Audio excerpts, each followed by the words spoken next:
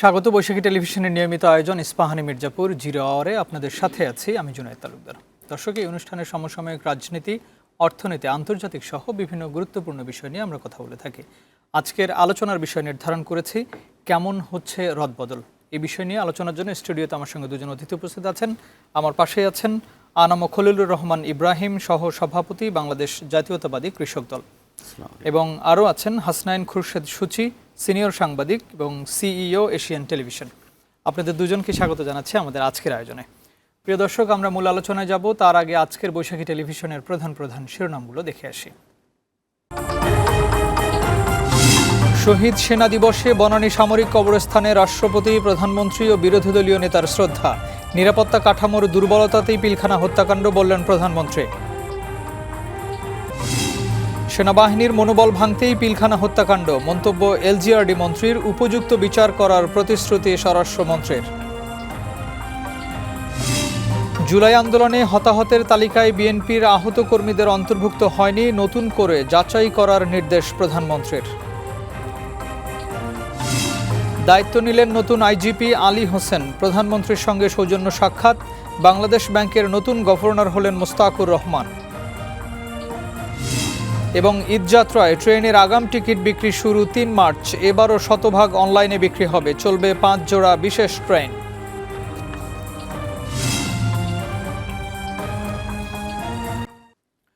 শিরোনামগুলো দেখছিলেন। আমাদের এই অনুষ্ঠানটি বৈশাখী টেলিভিশনের পাশাপাশি ইউটিউব চ্যানেল এবং ফেসবুক পেজে সরাসরি সম্প্রচারিত হচ্ছে। আপনারা সংযুক্ত থেকে আপনাদের মতামত জানাতে পারেন। আমাদের আলোচনার বিষয়ে কেমন হচ্ছে রদবদল, হাসনাইন খুরশেদ সূচি, আপনাকে দিয়ে শুরু করতে চাই। আমরা রদবদলের অনেক খবর দেখছি, তার আগে আমরা একটি অন্য বিষয়ে যেতে চাই। 25 ফেব্রুয়ারি এবং 26 ফেব্রুয়ারি বাংলাদেশের প্রত্যেকটা মানুষের জন্য খুবই একটা মর্মান্তিক দুর্ঘটনার দিন। আজকে মহামান্য রাষ্ট্রপতি, মাননীয় প্রধানমন্ত্রী সহ সবাই শ্রদ্ধা জানিয়েছেন সেনা সদস্যদের প্রতি। এই দিনে 57 জন সেনা অফিসারকে খুন করা হয়েছিল। সেই দিবসটা উপলক্ষে নানান রকমের কথা আজকে হয়েছে এবং প্রধানমন্ত্রী তারেক রহমান তিনি আজকে সেই পরিবারগুলোর সঙ্গে একসঙ্গে ইফতার করেছেন এবং সেটা একটি আয়োজনে কথাও বলেছেন। তিনি বলেছেন আসলে এই বিষয়টা একটা নিরাপত্তার যে ঘাটতি আছে বাংলাদেশের যে ছিল সেই বিষয়টাকে প্রমাণ করে, এবং একই সঙ্গে 25 এবং 26 তারিখকে তিনি বাংলাদেশের একটি এই মনে রাখার মতো একটা দিন হিসেবে তিনি বলেছেন, যেটা মনে রাখতে হবে। এই বিষয়টা নিয়ে একটু আপনার কাছ থেকে জানতে চাই। আজকের যে নিঃসন্দেহে পিলখানা হত্যাযজ্ঞ বাংলাদেশের ইতিহাসে সবচেয়ে নৃশংস হত্যাযজ্ঞগুলোর অন্যতম, এবং এটা যে দেশের বিরুদ্ধে, দেশের সশস্ত্র বাহিনীর বিরুদ্ধে এক ধরনের একটা ষড়যন্ত্রমূলক বিষয় ছিল, সেটা মোটামুটিভাবে প্রমাণিত। কিন্তু এত বছর পরও এই হত্যাযজ্ঞের সুষ্ঠু তদন্ত, সুষ্ঠু বিচার আমরা কিন্তু পাইনি। আমাদের মধ্যে এখনও অনেক প্রশ্ন রয়ে গেছে। যে তদন্ত কমিশন করা হয়েছিল তার রিপোর্টও এখন আমরা সেভাবে জনসমক্ষে আসেনি। তো আমরা আশা করি যে এই হত্যাযজ্ঞের সুষ্ঠু তদন্ত হবে, নিরপেক্ষ তদন্ত হবে, এবং যারাই দোষী তাদের শনাক্ত করে তাদের বিচারের কাঠগড়ায় দাঁড় করানো হবে এবং সত্যিকার অর্থেই বিশ্বাসযোগ্য বিচার হবে। এখানে কোনো রকম অস্পষ্টতার কোনো সুযোগ নেই, কারণ এই হত্যাযজ্ঞ এতটাই অগ্রহণযোগ্য, এতটাই নির্মম যে এটা কোনো অবস্থাতেই কেউ মেনে নিতে পারেনি। এত বছর পরেও কেউ সামান্যতম সহ্য করার মতো আসলে অসম্ভব যে আমাদের সশস্ত্র বাহিনীর এত সব মেধাবী অফিসার, এতজন মেধাবী অফিসারকে দুদিনের মধ্যে এভাবে খুন করা হলো। আমাদের সশস্ত্র বাহিনীর যে শক্তি, যে মনোবল, তাকে ধ্বংস করে দেওয়ার, নষ্ট করে দেওয়ার ষড়যন্ত্র হলো। সেই ষড়যন্ত্রকারীরা পার পেয়ে যাবে, কোনোভাবেই এটা হতে পারে না। তো এর নেপথ্যের ভিতরের সব কারণ উদ্ঘাটন করা উচিত। ইন্টারিম গভর্নমেন্টের সময় কিন্তু একটা তদন্ত কমিটি গঠন করা হয়েছিল এবং সেটার একটা রিপোর্ট দেওয়া হয়েছিল। পরে আমরা শুনেছিলাম যে আবার একটি তদন্ত কমিটি গঠন হবে, সেটাও শুনতে পেলাম যে এটা আর হবে না, সেই রিপোর্টের ভিত্তিতেই হয়তো কাজ করবে। এবং এখন এই মামলায় সম্ভবত শেখ হাসিনা থেকে শুরু করে শেখ তাপস সহ আরও অনেকেই এটাতে নিঃসন্দেহে তাদের সম্পৃক্ততার কথা তো আমরা অনেক দিন ধরেই শুনছি, কিন্তু এবং তখন থেকেই শোনা যাচ্ছিল এবং সন্দেহ করার অনেক কারণ, বিষয়গুলো এখন পরিষ্কার হয়, বিষয়গুলো স্পষ্ট না। আমরা চাই যে যা কিছুই হোক একটা বিশ্বাসযোগ্য তদন্ত হোক, বিশ্বাসযোগ্য বিচার হোক, গ্রহণযোগ্য বিচার হোক, এবং যারাই দোষী সেটা রাজনৈতিক কেউ হোক, অরাজনৈতিক হোক, যারাই দোষী, দেশে বিদেশে যারা যেই শক্তি জড়িত থাকুক না কেন, তাদের অবশ্যই বিচারের কাঠগড়ায় দাঁড় করাতে হবে। এবং এই এত ভয়াবহ হত্যাযজ্ঞের বিচার ছাড়া, সুষ্ঠু বিচার ছাড়া পার পেয়ে যাবে, এটা আমরা কোনোভাবেই মেনে নিতে পারি না। এই যে জাতীয় নিরাপত্তার বিষয়টা যে উনি বলেছেন যে এটা যে একটা দুর্বলতা আছে, সেই বিষয়টা কি আপনার মনে হয় নিঃসন্দেহে যে- এটা দুর্বলতা না থাকলে এত বড় ঘটনা ঘটতে পারতো না। যেখানে আমাদের বিডিআরের ডিজি সাহেব থেকে শুরু করে 57 জন সেনা কর্মকর্তা, এবং যারা সবাই খুব দক্ষ, পেশাগত দক্ষতার জন্য তাদের গ্রহণযোগ্যতা ছিল অনেক বেশি, এবং তারা সবাই দেশের সম্পদ। সেই ধরনের মানুষদের এভাবে খুন করা হলো, সেটা নিঃসন্দেহে বড় ধরনের দুর্বলতার মানে বহিঃপ্রকাশ। তো সেই দুর্বলতা যাতে আর ভবিষ্যতে আমরা কখনো কোথাও না দেখি, সেটা আমরা সেই ধরনের প্রস্তুতিমূলক এবং সে ধরনের পরিস্থিতি যাতে তৈরি হয়, সেটা আমরা এই সরকারের কাছ থেকে আশা করব। জি, ধন্যবাদ আপনাকে।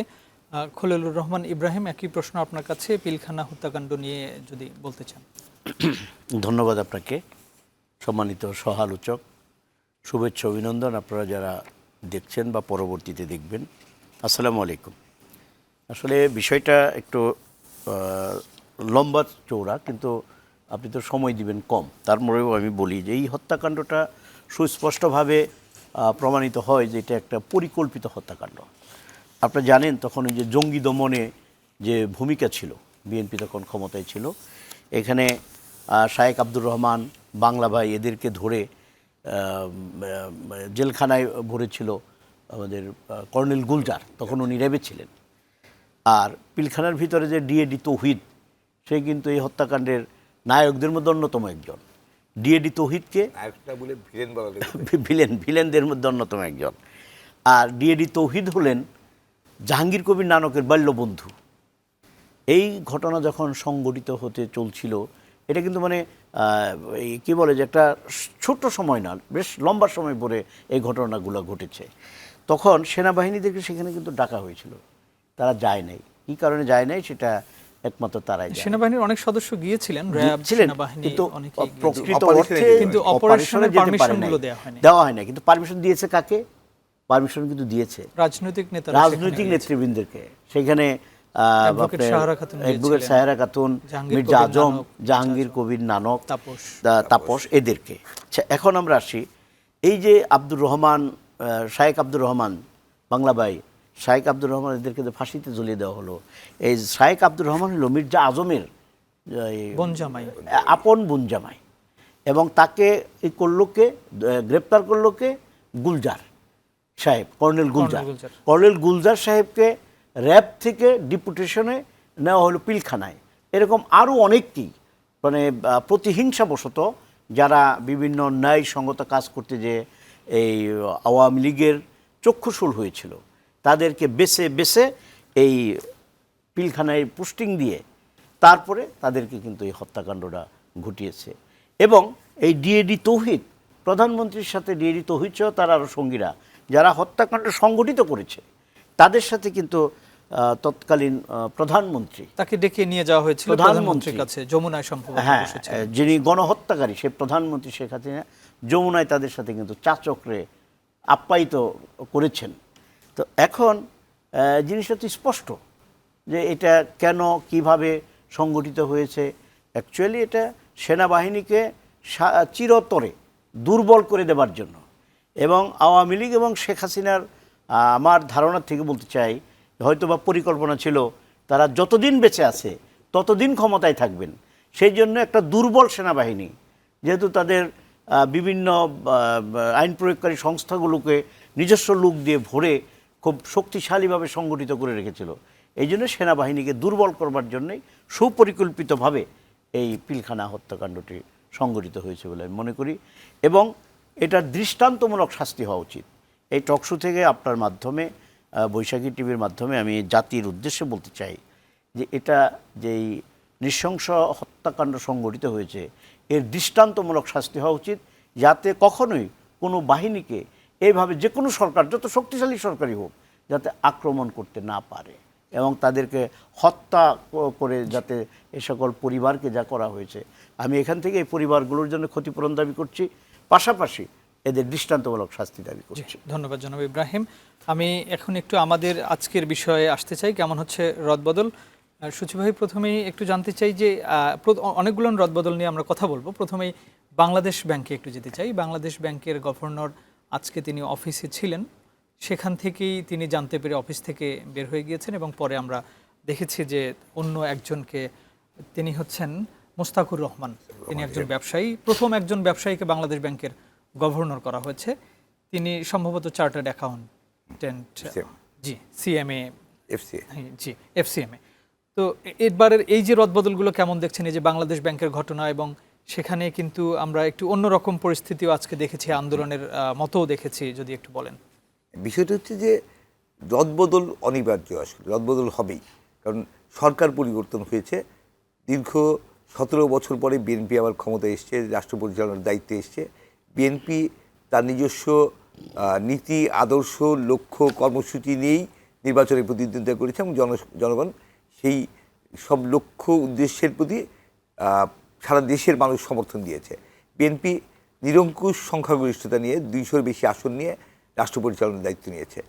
এখন মানুষ তো স্বাভাবিকভাবে আশা করে যে মানুষ যে বিশ্বাস নিয়ে বিএনপিকে ভোট দিয়েছে, সেই বিশ্বাস তৈরির পেছনে একটা বড় বিষয় ছিল যে যেই অঙ্গীকারগুলি বিএনপি করেছে, সেই অঙ্গীকারগুলো বিএনপি ক্ষমতায় এসে বাস্তবায়ন করবে। আর সেই বাস্তবায়ন করার জন্য খুব স্বাভাবিকভাবেই প্রফেসর ইউনূসের নিয়োগ করা লোক দিয়ে, কিংবা তার আগে নিয়োগ করা লোক দিয়ে, অথবা অন্তর্বর্তী সরকারের নিয়োগ করা লোক দিয়ে সেটা বাস্তবায়ন করা বিএনপির জন্য অসম্ভব। তো স্বাভাবিকভাবেই এই ধরনের রাষ্ট্র পরিচালনার ক্ষেত্রে বড় ধরনের যখন সরকার বদলে যায়, তখন এই পরিবর্তনগুলো কিন্তু সবসময় ঘটে, এই রদবদলগুলো সবসময় ঘটে, এবং এটা খুব অস্বাভাবিক কিছু নয়, সারা পৃথিবীতেই ঘটে। সব দেশেই যখন নতুন সরকার আসে, সরকার তার মতন করে বিভিন্ন সেক্টরকে গুছিয়ে নেয়, প্রশাসনকে গুছিয়ে নেয়, পুলিশ, সশস্ত্র বাহিনী থেকে শুরু করে। বিষয়টা একটু যদি জানতে চাই, আমরা বাংলাদেশ ব্যাংকের বিষয়ে আমি একটু বলি যে বাংলাদেশ ব্যাংক তো আসলে দেশের অর্থনীতির অন্যতম চালিকা শক্তি, এবং আমরা এর আগের 17 বছর আমরা দেখেছি যে ব্যাংকিং খাতে চরম লুটপাট হয়েছে। ব্যাংকিং খাত থেকে প্রচুর অর্থ লুটে নিয়ে ব্যাংকগুলোকে দুর্বল করে ফেলা হয়েছে, ফোকলা করে ফেলা হয়েছে, প্রচুর খেলাপি ঋণ তৈরি হয়েছে।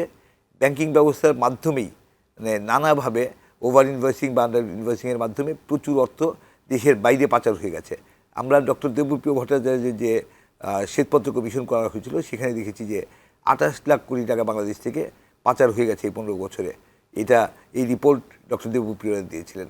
তো আমাদের প্রত্যাশা হচ্ছে যে যিনি দায়িত্বে এসছেন, বাংলাদেশ ব্যাংক অবশ্যই ব্যাংকিং ব্যবস্থার উপরে তার সঠিক নিয়ন্ত্রণ কায়েম করবে, এবং ব্যাংকিং ব্যবস্থা যাতে, আর ব্যাংকিং ব্যবস্থার যে দুর্বলতা তৈরি হয়েছে, সেই দুর্বলতা কাটিয়ে ওঠার জন্য কাজ করবে। ব্যাংকিং ব্যবস্থাতে আর কখনোই অর্থলুটের ঘটনা না ঘটে সেটা নিশ্চিত করবে। বাংলাদেশ ব্যাংকের কর্মকর্তারা কিন্তু বলছিলেন যে উনি আসলে এখানে সামরিক কায়দায় এই বাংলাদেশ ব্যাংকে চালিয়েছেন। আমি বাংলাদেশ ব্যাংকের কর্মকর্তাদের এসব কথা বলার আসলে কোনো যৌক্তিকতা বা তাদের বিষয় না, এটা সরকারের সিদ্ধান্তের বিষয়। তারা বলেছে, আন্দোলন করতেও দেখেছি, তিনজনকে ট্রান্সফার করা হয়েছিল, সেটা নিয়ে একটি আন্দোলন হয়েছে। আমরা এই ধরনের প্রবণতাগুলির আসলে বিরোধিতা করি। একটা দেশের কেন্দ্রীয় ব্যাংকে আন্দোলন কেন হবে? সরকার তার মতন করে সিদ্ধান্ত নেবে। সরকার যদি পরিবর্তন প্রয়োজন মনে করে, সরকার পরিবর্তন করবে, কিন্তু কোনো ধরনের ট্রেড ইউনিয়ন অ্যাক্টিভিটিস যাতে বাংলাদেশ ব্যাংকে যদি এরকম হয়, বাংলাদেশ ব্যাংকের যে মানে একটা শক্ত কাঠামো গড়ে ওঠা উচিত, তার জন্যে এটা ক্ষতিকর হতে পারে। তো আমরা আশা করব যে আমাদের সরকার, সেই সরকার বিপুল সংখ্যাগরিষ্ঠতা নিয়ে এসছে, বিশাল ম্যান্ডেট নিয়ে এসছে, সরকার বিষয়গুলো লক্ষ্য করবেন। আর আহসান এইচ মনসুর সাহেব কেমন করেছেন সেটার মূল্যায়নের একদম আলাদা প্রসঙ্গ, কিন্তু কোনো ধরনের অস্বাভাবিক কাজ যাতে কেউ না করেন বাংলাদেশ ব্যাংকে কিংবা সরকারি দপ্তরগুলোতে, সচিবালয় হোক কিংবা অন্য কোথাও, কেউ যাতে না করে সে বিষয়ে সরকার কঠোরভাবে সেটা নিয়ন্ত্রণ করবেন, এটা আমরা আশা করি। মোস্তাকুর রহমান সম্বন্ধে একটু জানতে চাই। তিনি একজন ব্যবসায়ী, তিনি গার্মেন্টসের মালিক, তিনি বিজিএমইএ এর সদস্য। তিনি কেমন করবে বলে আপনার কাছে মনে হয়? কারণ আমরা সচরাচর কিন্তু দেখি সচিবালয় থেকে হয়তো কোনো আমলা আসবেন অথবা কোনো অর্থনীতিবিদ আসবেন, এবার আমরা একটু ভিন্ন। এই প্রথমবার আমরা বাংলাদেশ ব্যাংকে ব্যবসায়ী দেখলাম গভর্নরের পদে। তো এবং মোস্তাকুর রহমান সাহেব যে খুব হাই প্রোফাইল ব্যবসায়ী সেটাও না। তো তার সম্পর্কে আমাদের আসলে খুব স্পষ্ট ধারণা নেই। তো ধারণা না থেকে কারো সম্পর্কে মন্তব্য করাটা কঠিন এবং উচিত না। তো আমরা এখনই কোনো মন্তব্য করতে চাই না, কিন্তু সেটা নিঃসন্দেহে যে একজন ব্যবসায়ীকে যখন বাংলাদেশ ব্যাংকের গভর্নরের দায়িত্ব দেওয়া হলো এবং তার সম্পর্কে বিভিন্ন সামাজিক মাধ্যমে বিভিন্ন রকম কথা আমরা দেখছি, সত্য মিথ্যা আমরা জানি না, সো আমরা এটা নিয়ে কোনো কথা বলবো না। কিন্তু এটা নিঃসন্দেহে যে যেহেতু প্রথমবারের মতন একজন ব্যবসায়ীকে বাংলাদেশ ব্যাংকের গভর্নর করা হয়েছে এবং বাংলাদেশ ব্যাংকের গভর্নরের আসলে দেশের মানে মুদ্রা ব্যবস্থা কিংবা ব্যাংকিং ব্যবস্থা নিয়ন্ত্রণের মতন, মূল্যস্ফীতি নিয়ন্ত্রণের মতন যে দক্ষতা কিংবা বিশ্ব অর্থনীতি সম্পর্কে তার যে মানে নলেজ থাকা উচিত, সেটা আসলে মোস্তফা রহমান সাহেবের কতটা আছে বা নাই আমরা জানি না। এটা এটা একটা চ্যালেঞ্জের বিষয় যে সরকার একটা বড় ধরনের চ্যালেঞ্জ নিয়েছে, চ্যালেঞ্জ, এবং সরকার নিঃসন্দেহে কোনো না কোনো কারণে তার উপরে আস্থা আছে বলেই নিয়েছেন। তো সেই আস্থা যদি তিনি পূরণ করতে পারেন আমরা খুশি হব, কিন্তু এটা অনেক বড় চ্যালেঞ্জ নিঃসন্দেহে যে একজন ব্যবসায়ীকে বাংলাদেশ ব্যাংকের মতন বাংলাদেশ ব্যাংকের গভর্নরের মতন এত গুরুত্বপূর্ণ কাজের দায়িত্ব দেওয়া, সেই চ্যালেঞ্জটা সরকার কেন নিয়েছেন আমরা জানি না। কিন্তু আমরা চাইব যে বিষয়টা যাতে অর্থবহ হয়, যাতে ভুল সিদ্ধান্ত হিসেবে প্রমাণিত না হয়, সেটা আমরা আশা করব। জি, ধন্যবাদ আপনাকে। জনাব ইব্রাহিম, এই একই বিষয় যে বাংলাদেশ ব্যাংকের গভর্নরকে তার নিয়োগ বাতিল করা হয়েছে, চুক্তিভিত্তিক নিয়োগ ছিল। একই সাথে যেটা হয়েছে আজকে আমরা দেখেছি সেখানে বাংলাদেশ ব্যাংকের কিছু কর্মকর্তা সেখানে আন্দোলন করেছেন তার কিছু সিদ্ধান্তের কারণে, এবং একই সঙ্গে গভর্নরের যে উপদেষ্টা আহসানুল্লাহ একজন ছিলেন তাকে খুব অপমান করে, এবং এই যেটাকে আমরা এতদিন বলছিলাম যে মব সৃষ্টির কথা যেটা আমরা বলি, কিছুটা সেরকম করে বের করে দেওয়া হয়েছে বলে অনেকেই আপত্তি জানিয়েছেন এবং বলছেন যে এখানে বিএনপির যারা পক্ষের লোকজন তারাই হয়তো এই কাজটি করেছে। আমরা তো জানি যে মব আর হওয়ার কথা না, স্বরাষ্ট্রমন্ত্রী খুব কঠিনভাবে বলেছেন যে মব শেষ। আমরা স্বীকার করি বা না করি, আমরা সকলে জানি মব কারা তৈরি করে, ওই বট বাহিনী কারা, আমরা কিন্তু জানি। আমরা তিক্ততা সৃষ্টি করতে চাই না, সেদিকে আঙ্গুল বাড়াইতে চাই না। এই পরিবর্তন একটা ধারাবাহিক নিয়ম, এটা হয়ে আসছে। যখনই যে সরকার আসে, স্বাভাবিক কারণে পূর্ববর্তী সরকারের যে অনিয়ম বা দুর্নীতির কারণে অথবা রুটিন ওয়ার্কের মতো একটা পরিবর্তন হয়ে থাকে। তো বাংলাদেশ ব্যাংকের এই পরিবর্তনটা আমি মনে করি এরই একটি ধারাবাহিকতার অংশ। তো এখানে আজকে মুস্তাকুর রহমান সাহেবকে যেভাবে শুধু ব্যবসায়ী হিসাবে পরিচিতি বলা হচ্ছে, খালি এই পরিস্থিতিটা আপনারা ব্যবসায়ী হিসেবে দেখেন কেন? সেটা একজন চার্টার্ড অ্যাকাউন্টেন্ট। হ্যাঁ, সেটা তো আমরা বললাম, চার্টার্ড অ্যাকাউন্টেন্ট হিসেবে সে তো গভর্নর হিসাবে ভালো দায়িত্ব পালন করতে পারবেন বলে আমরা বিশ্বাস করি। তারপরেও আমরা কিছুদিন দেখতে চাই। ব্যবসায়ী হিসেবে একটা মানুষ ব্যবসা বাণিজ্য তার থাকতেই পারে, এতে দোষের কিছু না। তো সে আমরা বিশ্বাস করি যে মুস্তাকুর রহমান সাহেব উনি ভালো করবেন, এই আশা আমরা রাখি। আর আগের জনের সাথে যে কথাবার্তাগুলো আসছে কিছুটা তো আমরা লক্ষ্য করেছি। 17 বছর, তারপরে ইন্টারিম গভর্নমেন্টের সময় আমরা 17 বছরে আমার শ্রদ্ধেয় ভাই বললেন যে দেবপ্রিয় ভট্টাচার্যের উদাহরণ দিয়ে 28 লক্ষ কোটি টাকা। আচ্ছা, আমরা যদি ঋণের হার দেখি তাহলে আওয়ামী লীগের সময় ছিল বোধহয় 15 না 16 লক্ষ কোটি টাকা, এখন কিন্তু 21 লক্ষ কোটি টাকা। তাহলে 1.5 বছরে কত বাড়লো? খেলাপি ঋণ কত বাড়লো? তো এইগুলা কারাই করলো? কিন্তু আমরা বাংলাদেশ ব্যাংকের যে রিজার্ভ সেটা কিন্তু আমরা বাড়তে দেখলাম না, এখন সম্ভবত $35 বিলিয়ন আজকে আমরা বিভিন্ন গণমাধ্যমে। আপনি একটাকে বাড়িয়ে আরেকটাকে একারে তলানিতে নিয়ে গেলেন, একটা ব্যালেন্স তো রক্ষা হইল না। এটাকে শো করলেন, দেখালেন, কিন্তু আরেকটা তো তলানিতে। খেলাপি ঋণের পরিমাণ তো এখন 21 লক্ষ কোটি টাকা।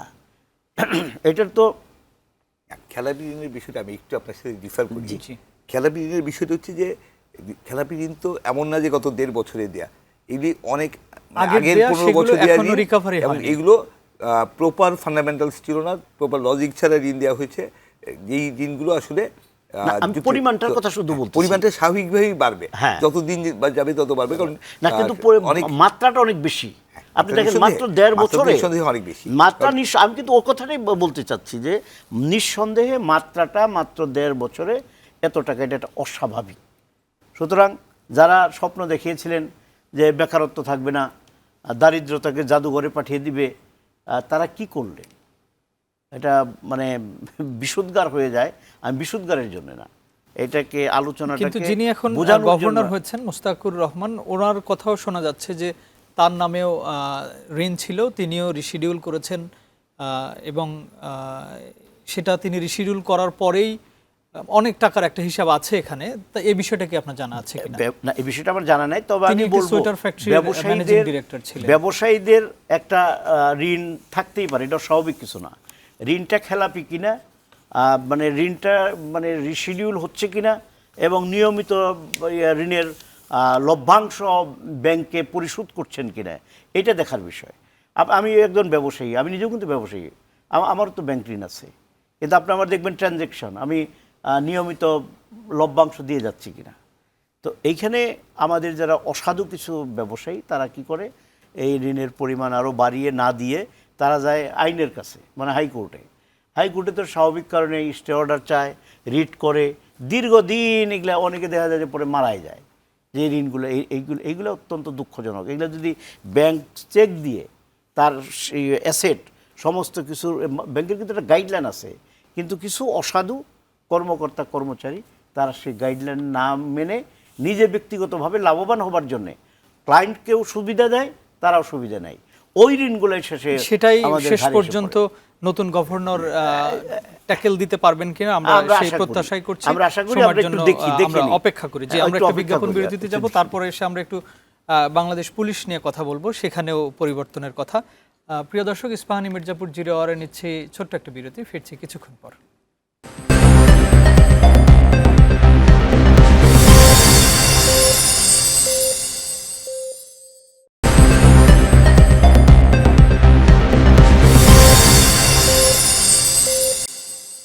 আবারও স্বাগত ইস্পাহানী মির্জাপুর জিরো আওয়ারে। প্রিয় দর্শক, আমরা কথা বলছিলাম রদবদল নিয়ে। কেমন হচ্ছে রদবদল বিভিন্ন জায়গায় হচ্ছে, একই সাথে প্রশাসনে হচ্ছে। আমরা যদি একটু পুলিশ নিয়ে কথা বলি, পুলিশের নতুন আইজিপি নিয়োগ দেওয়া হয়েছে এবং সাথে ডিএমপি কমিশনার উনিও পদত্যাগপত্র দিয়েছেন। আমরা হয়তো কালকের মধ্যেই জানতে পারবো যে কে আসছেন সেই জায়গায়। সুচিব ভাই, যদি একটু বলেন যে আসলে এই যে রদবদল তো হচ্ছে, এটা স্বাভাবিক, আপনি বললেন হবে, কিন্তু যিনি ছিলেন তিনি কেমন করে গেলেন, কেমন করলেন, তার পারফরমেন্স কেমন ছিল, আর যিনি আইজিপি হিসেবে আসছেন তিনি কেমন করবেন আপনার জানা আছে কিনা, সাংবাদিক হিসেবে কেমন করতে পারেন? একটা বিষয় আমি বলি, সেটা হচ্ছে যে 5ই আগস্টের পরে ডক্টর ইউনূসের অন্তর্বর্তী সরকার যখন দায়িত্ব নিয়েছিলেন, তখন কিন্তু আমাদের প্রত্যাশা অনেক বেশি ছিল যে আমরা সত্যিকার অর্থেই দক্ষ এবং নিরপেক্ষ প্রশাসনিক কর্মকর্তাদেরই প্রশাসনের বিভিন্ন জায়গায় দেখব, সেটা পুলিশ প্রশাসন হোক কিংবা বেসামরিক প্রশাসন হোক। কিন্তু সেই ক্ষেত্রে অনেক ক্ষেত্রে আমরা আশাহত হয়েছিলাম, কারণ আমরা দেখেছিলাম বিশেষ একটি মহলের, বিশেষ একটি দলের প্রবল প্রভাব ছিল এবং সেই প্রভাব থেকে বিভিন্ন নিয়োগ হয়েছে। তখনও গত 1.5 বছর কিন্তু নিয়োগ নিয়ে প্রচুর কথা হয়েছে। এটা হয়েছে যে এই সময়ে নিয়োগ বাণিজ্যের কথা আমরা অনেক শুনেছি, যে প্রফেসর ইউনূসের সময়টা এমন ছিল না যে ওই সময় নিয়োগ বাণিজ্য হয়নি, শুধুমাত্র যে আগের 15 বছর হয়েছে এই সময়ে হয়নি, এমন পরিস্থিতি কিন্তু ছিল। আমরা তো উপদেষ্টাদেরকে বলতে শুনেছি, আমরা অনেক কথা বলতে শুনেছি, দেখেছি, যদিও কোনোটাই সেইভাবে প্রমাণ হয়নি। কিন্তু কিছু কিছু ক্ষেত্রে, যেমন কোনো কোনো উপদেষ্টা বা তাদের পিএসদের শত কোটি টাকার মালিক হয়ে যাওয়ার গল্প আমরা জানি যে দুদক বেশ কিছু মামলা তদন্ত করছে, দুদক কগনিজেন্সি নিয়েছে। তো এর পেছনে যে অনেক নিয়োগের পেছনেই যে নিয়োগ বাণিজ্য ছিল কিংবা রাজনৈতিক মানে প্রভাব ছিল, সেই এবং বিভিন্ন মহলের প্রভাব ছিল, সেগুলো তো বাস্তবতা। এই পরিবর্তনগুলো অনিবার্য ছিল এবং এই ক্ষেত্রে অনেক কিছুই ছিল যে মানে অনেক মবের অনেক ঘটনা আমরা দেখেছি গত 1.5 বছরে। সেই ঘটনাগুলোতে প্রশ্রয় দেখেছি আমরা পুলিশের প্রশ্রয় না থাকলে আমরা অসহায় দেখেছি। পুলিশ কর্তৃপক্ষের যদি প্রপার নির্দেশ থাকতো, তাহলে মাঠ পর্যায়ে পুলিশ হয়তো অনেক বেশি সক্রিয় থাকতো, কিন্তু শীর্ষ পর্যায় থেকে আমরা সেরকম নির্দেশনা ছিল না বলেই জানি। তো যে কারণে মাঠ পর্যায়ের পুলিশ অনেক ক্ষেত্রে, পুলিশ কর্মকর্তারা বা পুলিশ সদস্যরা অনেক ক্ষেত্রে অসহায় বোধ করেছেন, কারণ তারা উপর থেকে কোনো নির্দেশ পাননি। তো সেই ধরনের পরিস্থিতিতে পুলিশের যে পরিবর্তন আসছে, এই পরিবর্তনগুলো খুব প্রত্যাশিত। আমরা যেটা বারবার বলতে চাই যে পরিবর্তন হোক, পরিবর্তন হওয়া প্রয়োজন, এবং বিএনপি তার মতন করে সরকার গঠন করবে, তার মতন করে প্রশাসন পুলিশ সব সাজিয়ে নেবে।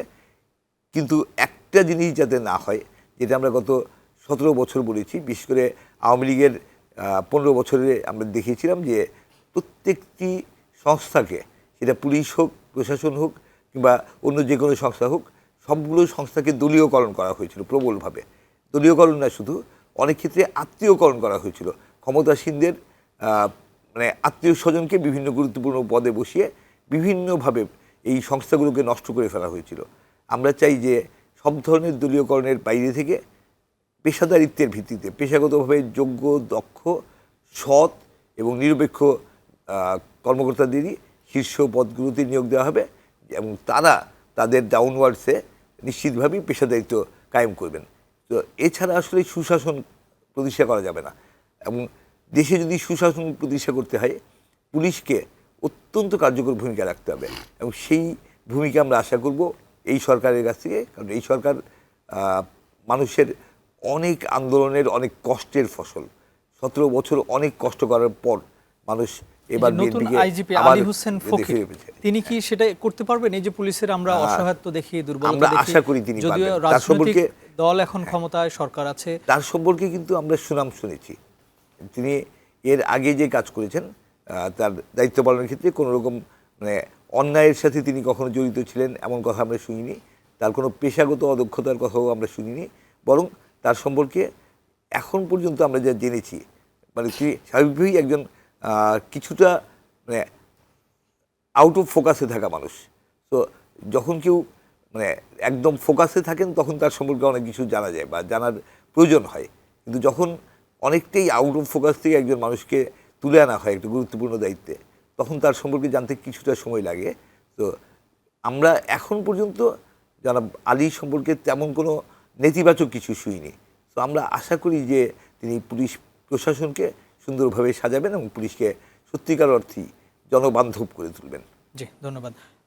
খলিলুর রহমান, আমরা নতুন আইজিপিকে পেলাম, আমরা নতুন ডিএমপি কমিশনারকে পাবো, নিশ্চয়ই এর মাঝে আরও অনেক কিছু রদবদল হবে, কিন্তু আমরা গত 5ই আগস্টের পর থেকে, 24-এর 5ই আগস্টের পর থেকে যে পুলিশের অবস্থা দেখলাম, সেই পুলিশ কি আসলে ঘুরে দাঁড়াতে পারবে কিনা, বা কতদিন লাগবে ঘুরে দাঁড়াতে? এই পরিবর্তনের মাধ্যমে কি সেটা কতদিন লাগতে পারে? আসলে এটা একটু সময় সাপেক্ষ ব্যাপার, বিষয়টা আমাদেরকে আর একটু অবজারভেশনে থাকতে হবে। কিন্তু এই পরিবর্তন ছাড়া কিন্তু এটা সম্ভব না। কারণ আপনারা নিশ্চয়ই লক্ষ্য করেছেন যে কী বলে, বিপ্লব খুব নামকরা পুলিশ অফিসার, সে আমাদের সংসদ ভবনের পাশেই আমাদের তৎকালীন বিরোধী দলীয় চিফ হুইপ জয়নাল ফারুক ভাই তাকে কিভাবে অকথ্য ভাষায় এবং শারীরিক নির্যাতন করেছে। সাথে ছিলেন হারুন, যার পরিচয়ই হলো ডিবি হারুন, তার কোনো পদের পরিচয় নেই। আমরা যেমন এমপি সাবরে অমুক এমপি, অমুক ওসি, অমুক ডিসি, তার পদটাই হলো ডিবি হারুন, এবং ডিবি হারুন নামে তাকে সবাই চেনে। এবং এই পুলিশ অফিসাররা এরা যে অপকর্ম করেছে, এই অপকর্মের কারণে অনেকেই পুরস্কৃত হয়েছে। যখন ডিবি হারুন সাহেব তখন ডিবিতে ছিলেন না, যখন এই ফারুক ভাইকে মারধর করলেন, তখন তুমি তেজগাঁয়ের এডিসি ছিলেন, তেজগাঁয়ের এডিসি ছিলেন, ওনাকে কিন্তু পুরস্কৃত করে দেওয়া হলো গাজীপুরের এসপি হিসেবে। গাজীপুর ঢাকার খুব কাছে, আরো পরে, হ্যাঁ, ওই তো মানে ওইটারই জন্যে পুরস্কৃত করা হলো, তাকে গাজীপুরের এসপি হিসেবে দেওয়া হলো। গাজীপুর, নারায়ণগঞ্জ এই সকল এসপির পোস্টগুলো তো খুব লোভনীয়, এবং এইখানে একটু যোগ্যতা সম্পন্ন লোকেরাই যায়। তো ডিবির হারুন 3টি বছরে সারা গাজীপুরকে অতিষ্ঠ করে ফেলেছে। অমুক ধরছে, তমুক ধরছে, ধরে টাকা, তার আমরা যতটুকু শুনেছি ডিবির 10টা গাড়ি ছিল, মাইক্রোবাস, প্রতি রাতে এক এক গাড়ি তাদেরকে মানে কি 20 লাখ করে টাকা দিতে হয়েছে প্রতি রাতে। তারপরে থানায় বিভিন্নভাবে অর্থকড়ি করেছে, জমি কিনেছে, জমি বিক্রি করেছে, অনেক কিছু করেছে। যে প্রেসিডেন্ট পার্ক নামে একটাই করেছে কিশোরগঞ্জে। দেখেন, একটা পুলিশ অফিসার সে কত ঘুষ খাইলে কত টাকা খাইব, এগুলো তো ছিনতাইকারী, ডাকাতি করেছে। তো বিপ্লব সেই পুলিশ এখন বর্তমান পুলিশ আমি তো আসতেছি ওই পয়েন্টে, একই অবস্থা। তো সেখান থেকে আপনাকে যদি ঘুরে দাঁড়াতে হয় তাহলে অবশ্যই পরিবর্তন আনতে হবে, এবং যাদেরকে আনা হচ্ছে তাদেরকেও সেটা মাথায় রেখে তারপরে কাজ করতে হবে। তো আজকে সবেমাত্র তাদের পরিবর্তন হলো, নিয়োগ দিল। আগের যে আইজিপি সাহেবের কথা আমি বাহারুল আলম। হ্যাঁ, কিছু কথা ব্যাখ্যা দিয়ে বলা যায় না, কিন্তু আপনি যদি একটু পিছিয়ে আসেন দেখেন, আমরা সারা জীবন শুনছি আঙ্গুল ফুলে কলা গাছ হয়, কিন্তু এবার দেখলাম আঙ্গুল ফুলে কলা গাছ, তারপরে বট গাছ, তারপরে ডবল কার বট কথা গাছ। বলছেন? আমি আসছি কথা, এটা হলো যেমন জামাত ইসলাম, তারা বিগত দিনে এককভাবে নির্বাচন করলে 2-3টা করে আসন পেত, জোটগতভাবে নির্বাচনে 18টি আসন পেয়েছে। এবং এখন যদি আমরা ধরি যে তাদের আঙ্গুল ফুলে কলা গাছ হয়েছে, তাহলে 18 জায়গায় 25টা ধরি। যদি ধরে আঙ্গুল ফুলে বট গাছ হয়েছে তাহলে 35টা ধরি। যদি ধরি যে ডাবল বট গাছ হয়েছে, খালি বট গাছ না, তাহলে 18 দুগুণে 36টা ধরি। কিন্তু কি পরিমাণই হয়েছে, সুতরাং এইখানে কারো না কারোর তো একটা অদৃশ্য রয়েছে, এবং সেটা কারা, নির্বাচনে যারা কন্ডাক্ট করে, এখানে পুলিশের একটা ভালো ভূমিকা আছে, এখানে অন্যান্য কর্মকর্তাদের একটা ভূমিকা আছে। আমি তারা প্রশাসনের ভূমিকার কারণে জামায়াত সিট বেশি পেয়েছে আপনি বলছেন? আমি ওইভাবে সরাসরি বলছি না, আমাদেরও কিছু আছে, যেমন কিছু প্রায় 25টা আসনে আমাদের বিদ্রোহী প্রার্থী ছিল, সেটা একটা কারণ আছে সেখানে। তাছাড়া এই যে পুলিশ ডিপার্টমেন্টে ম্যাক্সিমাম এসপিগুলা লটারি দেয়া, ডিসিগুলা লটারি দেয়া যেইভাবে করেছে, এখানে স্বচ্ছতা তো প্রতীয়মান হয় নাই। লটারি কাকে নিয়ে লটারি দিয়েছে? তারা নির্দিষ্ট সিলেক্ট করে এসপি সাহেবদের, ডিসি সাহেবদের, তারপরে লটারি দিয়েছে নিজেদের লোক, যেখানেই যাক কাজ আমার হবে। কথাটা একটু মানে আমি সরাসরি বলছি না, একটু বুঝে নিতে হবে যে লটারি করেছে ঠিক আছে, লটারি কাদের নিয়ে করলো? নিজেদের জানাশোনা এসপি সাহেব, ডিসি সাহেব, তাদেরকে নিয়ে তারপরে লটারিটাই না নিজেদের। বর্তমান স্বরাষ্ট্রমন্ত্রী বলেছেন এগুলো আর লটারির মাধ্যমে হবে না, সেটা তো আগে হয়েছে। হ্যাঁ, আমরা এই জন্য আমি কথাটাই আসছি। তো এখন যেহেতু আমাদের স্বরাষ্ট্রমন্ত্রী মহোদয় জনাব সালাউদ্দিন সাহেব, উনি অত্যন্ত বিচক্ষণ এবং উনি একজন আইনজ্ঞ, উনি খুব ভালোভাবে আমরা মনে করি যে স্বরাষ্ট্র মন্ত্রণালয়টা পরিচালনা করবেন, এবং কোনো অনিয়ম, ওই লটারি টটারি যে যাই হোক, কোনো অনিয়ম আর এখানে স্পর্শ করবে, এটা আমরা আশা করি, আমরা আশাবাদী। আমরা একটু সময় দিই, একটু দেখি, তারপরে এনে আবার মন্তব্য করা যাবে। আমরা একটু সময়, আমার মনে হয় যে দেওয়াই উচিত, আমরা একটু সময় দেখতে চাই। জি, আমরা একটা বিজ্ঞাপন বিরতিতে যাব, তারপরে এসে সচিব ভাই আপনার কাছে জানতে চাইবো 6টি সিটি কর্পোরেশনের প্রশাসক নিয়োগ হয়েছে, আমরা সেই বিষয়টা নিয়ে একটু কথা বলবো। তাহলে কি সিটি কর্পোরেশনের যে নির্বাচনগুলো বা স্থানীয় সরকার নির্বাচন, সেগুলো পিছিয়ে যাচ্ছে কিনা, আরও সময় লাগবে কিনা, এই বিষয়টা নিয়ে একটু জানতে চাইবো। প্রিয় দর্শক, ইস্পাহানী মির্জাপুর জিরো আওয়ারে নিচ্ছে আরও একটু ছোট্ট বিরতি, ফিরছে কিছুক্ষণ পর।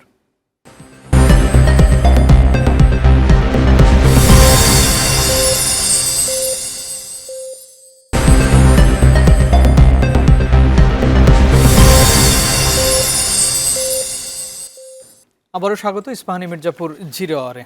হাসনাইন খুরশেদ সূচি, বিরতির আগে যে প্রশ্নটি করে গিয়েছিলাম যে এই প্রশাসক নিয়োগ হচ্ছে বিএনপি থেকে, বিএনপি দলীয় যারা আছেন তাদেরকে প্রশাসনে দেয়া হয়েছে 6টি সিটি কর্পোরেশনে। আপনার কাছে কি মনে হয় যে সিটি কর্পোরেশন নির্বাচন দেরি করবে বা করা হবে জন্যই এই নিজেদের লোকজনকে সেখানে বসানো হচ্ছে? মানে বিষয়টা হচ্ছে যে একই কথা, কিন্তু সিটি কর্পোরেশনেও পরিবর্তনটা প্রয়োজন ছিল। কারণ সিটি কর্পোরেশনে আমরা এমন সব প্রশাসক দেখেছি গত 1.5 বছর, যাদের এই অন্তর্বর্তী সরকারের আমলেই তাদের কারো কারো বিরুদ্ধে মানে দুদকে মামলা হয়েছে, দুদক তার নামে দুদকে মামলা হয়েছে, দুদক তাকে দেশের বাইরে যাওয়ার ব্যাপারে নিষেধাজ্ঞা আরোপ করা হয়েছে। তার মানে হচ্ছে যে এই সিটি কর্পোরেশনগুলোতে যাদের বসানো হয়েছিল তাদের মধ্যে মানে ঢাকা উত্তরে তো প্রচণ্ডভাবে সমালোচিত ছিলেন এবং অনেক বিতর্ক হয়েছে তাকে নিয়ে, এবং সেই ধরনের অন্যদের নিয়েও কিন্তু বিভিন্ন রকম বিতর্ক আছে। ঢাকা দক্ষিণেও তাই হয়েছিল, যে সেখানে আমরা দেখেছিলাম যে দক্ষিণের প্রশাসক বসানো নিয়ে অনেক একটা বিশেষ অবস্থা তৈরি হয়েছিল। তো এই পরিবর্তনগুলি অপরিহার্য ছিল। এখন দলীয় লোক বসানোটা বিএনপির লোকজনকে নিয়োগ দেওয়ার কারণে কিছুটা সমালোচনার চেষ্টা হচ্ছে, কিন্তু এটা খুব স্বাভাবিক যে বিএনপি যখন তার রাজনৈতিক কর্মসূচি বাস্তবায়ন করতে যাচ্ছে এবং একটা রাজনৈতিক সরকার তার রাজনৈতিক লক্ষ্য রাজনৈতিক কর্মসূচি বাস্তবায়নের জন্য তার যার উপর সে সবচেয়ে বেশি নির্ভর করতে পারে তেমন মানুষকেই তো দায়িত্ব দেবে। তো এই দেওয়াটা আমি খুব অস্বাভাবিক মনে করি না, বরং এইটাই স্বাভাবিক। কিন্তু শেষ কথা যদি বলেন যে আলটিমেটলি আমরা আসলে নির্বাচিত শক্তিশালী স্থানীয় সরকার চাই, এবং স্থানীয় সরকারকে শক্তিশালী না করলে, জনপ্রতিনিধিত্বমূলক না করলে কোনোভাবেই মানে দেশ এগুলো কঠিন। তো আমরা সেটার জন্য অপেক্ষায় থাকবো। ঝুলে যাওয়ার সম্ভাবনা আছে কিনা দেখছেন কিনা আপনার কাছে? আমাদের বাস্তবতা হচ্ছে আমাদের স্থানীয় সরকারের সবচেয়ে নিচের স্তরে হচ্ছে একদম তৃণমূল পর্যায়ে হচ্ছে ইউনিয়ন পরিষদ। তো ইউনিয়ন পরিষদ, উপজেলা পরিষদ, পৌরসভা, জেলা পরিষদ, দেন সিটি কর্পোরেশন। তো অনেকগুলো স্তরে তো আমাদের ভাগ করা। তো সরকার মাত্র ক্ষমতা এসছে, সরকার নিজেকে গুছিয়ে নিয়ে তারপরে ধারাবাহিকভাবে নির্বাচনগুলো হবে আমরা আশা করি। তো সিটি কর্পোরেশন যে পরিবর্তন এসছে, বাকি সিটি কর্পোরেশনগুলোতেও হয়তো পরিবর্তন আসবে। তো সেই পরিবর্তনটা আসার পরে নির্বাচন কবে হবে আমরা মনে করি যে যত দ্রুত সম্ভব অবশ্যই নির্বাচন হওয়া উচিত। কিন্তু সে তাই বলে খুব বেশি তাড়াহুড়ো করার কিছু নেই, কারণ নির্বাচন ব্যবস্থায় অনেক দুর্বলতা রয়ে গেছে। সেই দুর্বলতাগুলি দূর করেই নির্বাচনে যাওয়া উচিত। খলিলুর রহমান ইব্রাহিম, আমরা শুনতে পাচ্ছি অনেকেই বলছেন, এনসিপি, জামায়াত ইসলাম থেকে সবাই বলছেন যে বিএনপি সবসময় এই 5ই আগস্টের পরে এসেই তারা নির্বাচনের কথা বলছিলেন। এখন তারা ক্ষমতায় আসার পরে সিটি কর্পোরেশনগুলো থেকে অন্যান্য প্রশাসকদেরকে বিদায় করে দিয়ে নিজেদের দলের লোকজন বসিয়েছে। তারা আর নির্বাচন চায় না, আগে নির্বাচন চাইতো, এখন তারা তাদের লোক বসিয়ে সেখানে পরিচালনা করবে এগুলো। তার মানে তারাও বলছেন যে এই নির্বাচন আসলে আগামী 2-3 বছরে হয়তো আর সিটি কর্পোরেশন নির্বাচন হবে না। এখানে ইন্টারিম গভর্নমেন্ট আসার পরে প্রশাসক বসিয়েছে, তারা কারা, তারা কতটা কী করেছে? আজকে যারা বসেছে বা বসিয়েছে বিএনপি, তারা যেমন দক্ষিণে বীর মুক্তিযোদ্ধা আব্দুল সালাম, উনি ডিপটি মেয়র ছিলেন। উনি 18 সনে আপনার মোহাম্মদপুর থেকে নির্বাচন করেছেন, জাতীয় সংসদ নির্বাচন করেছেন। আর ঢাকা উত্তরে যাকে করেছেন উনি শফিকুল ইসলাম মিল্টন, উনি কিন্তু এই নির্বাচনে তিনি আমিরের কাছে হারছে বলবো না, এটা আমির যখন মানে হুমকি দিয়েছে তাহলে তারা আন্দোলনে যাবে। তো এত দিনের অপেক্ষায় দেশের মানুষ, তো এটা যাতে আন্দোলনে গিয়ে একটা সুন্দর গোছানো নির্বাচনটা যেন ভণ্ডুল না হয়ে যায়, বা শুরুতেই যেন এটা মানে জন্মের আগেই যাতে তার মৃত্যু না ঘটে, সেই কারণেই তাকে এটা আমি বলবো যে অনেকটা ছাড় দেওয়া হয়েছে। কে ছেড়ে দিয়েছে? ছেড়েছে নির্বাচন কমিশন। না, বিএনপি ছাড়বে কেন? নির্বাচন কমিশন। এখন ভিতরে কি হয়েছে সব কি জানা যায়। আমরা এখানে কি করতেছি বাইরে কিন্তু দেখতেছে না, হয়তো টেলিভিশনের পর্দায় দেখেছে। তাদেরকে দেখার এরকম কোনো পর্দা ছিল না।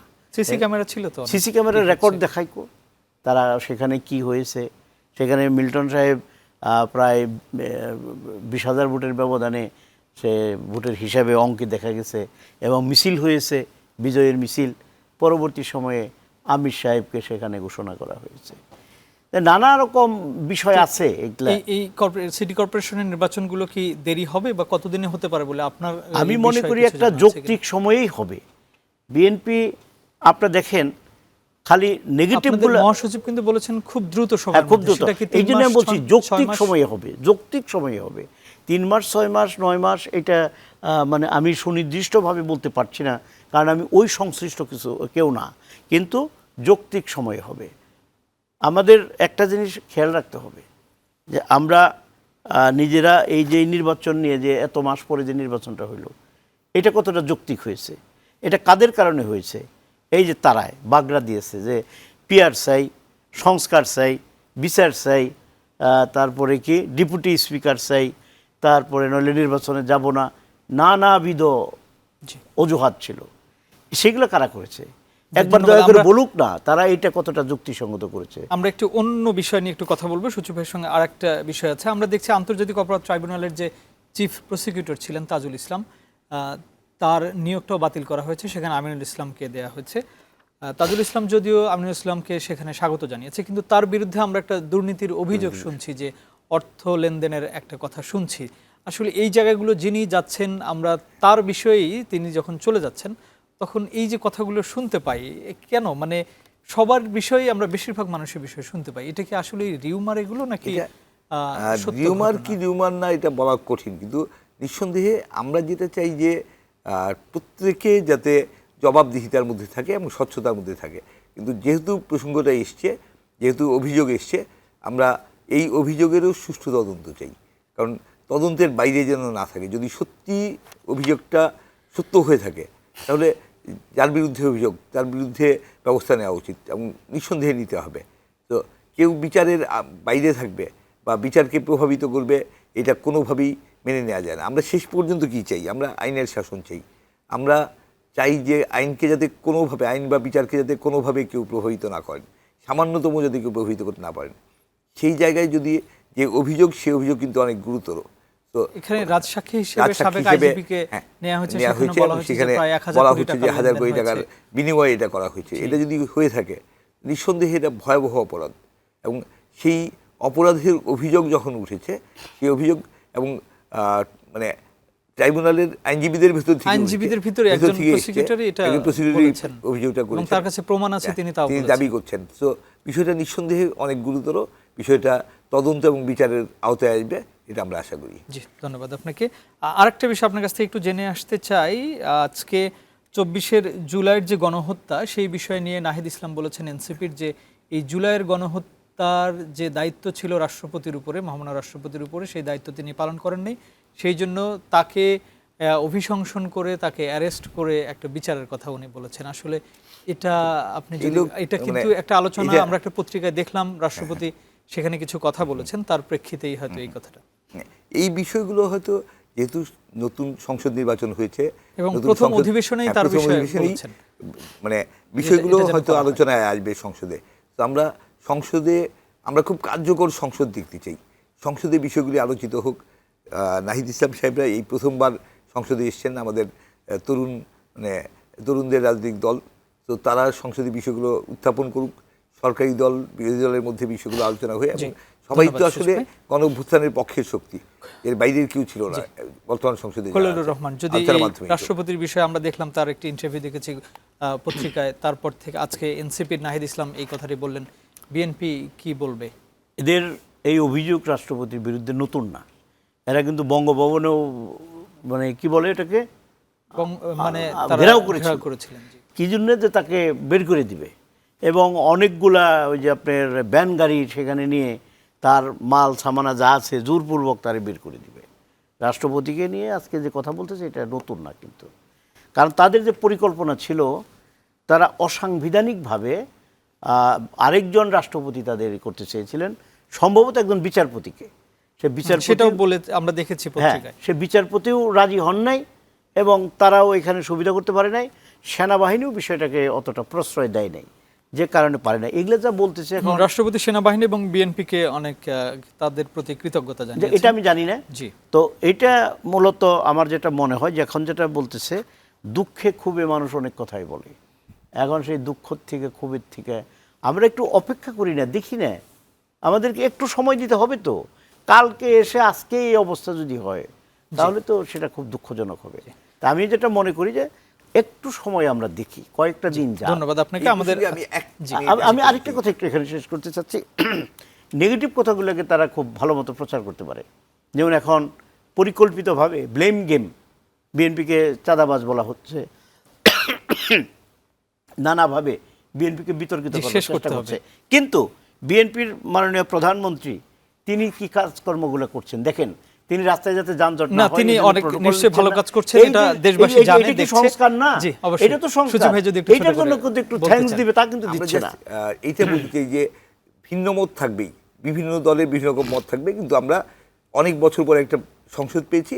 আমরা সেই সংসদকে প্রাণবন্ত দেখতে চাই, এবং আমরা চাই যে সব দলের সক্রিয় অংশগ্রহণে সংসদীয় বিতর্কের মধ্য দিয়ে সব বিষয়ের নিষ্পত্তি হবে, কোনোভাবেই যাতে রাজপথ উত্তপ্ত না হয়, মানে এটা আমাদের প্রত্যাশা। ধন্যবাদ খলিলুর রহমান ইব্রাহিম, হাসনাইন খুরশেদ সূচি, আপনাদের দুজনকে অসংখ্য ধন্যবাদ স্টুডিওতে এসে সময় দেওয়ার জন্য। প্রিয় দর্শক, এই ছিল আমাদের আজকের আয়োজন। আগামীকাল অন্য কোনো বিষয় এবং অতিথি নিয়ে আবারও একই সময় দেখা হবে। সে পর্যন্ত ভালো থাকবেন। শুভরাত্রি।